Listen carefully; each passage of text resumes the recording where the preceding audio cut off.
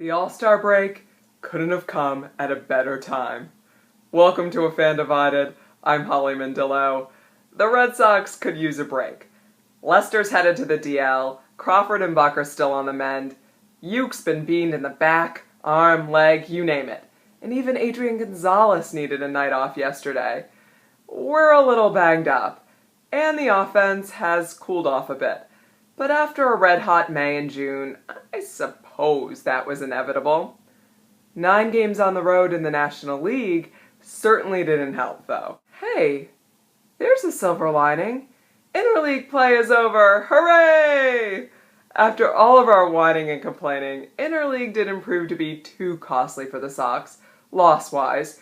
We came out a game ahead, 5-4 on the trip, but the length of this particular trip and the Ortiz-Gonzalez dilemma heightened the interleague debate. It's supposed to be good for the game, which it was in Pittsburgh.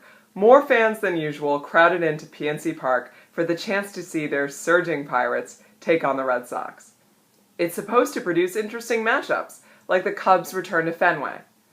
But is it worth the price? Is it even fair? Is it good baseball? Ask the Yankees about losing Chien-Ming Wang in 2008, and you'll get an answer. Or look at the numbers. David Ortiz is batting .105 over the last 10 days, 3 for 19. Maybe that cool-off was also inevitable, or maybe it's just the result of only starting 2 out of those 9 games. He had 6 days off in between starts. It's a momentum killer, not only for David, but for the whole team. Should we have tried the Gonzo Big Papi switch earlier? Would that have made a difference? Maybe. But I hate to question Francona.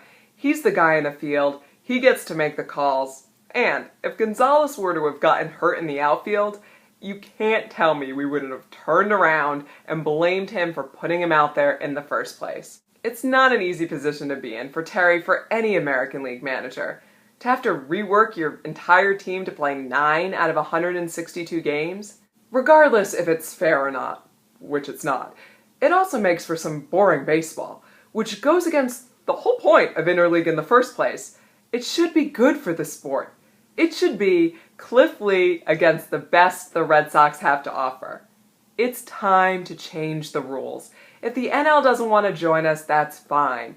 At least allow the use of the DH during Interleague and the World Series. Or I suppose the AL could get rid of the DH. Yeah, that's not going to happen. And while we're at it, teams in the same division should play the same teams in Interleague, like football. We had to play the Phillies, the Yankees didn't. They had to play the defending world champion San Francisco Giants, and we didn't. And why don't we ever get to play the Mets?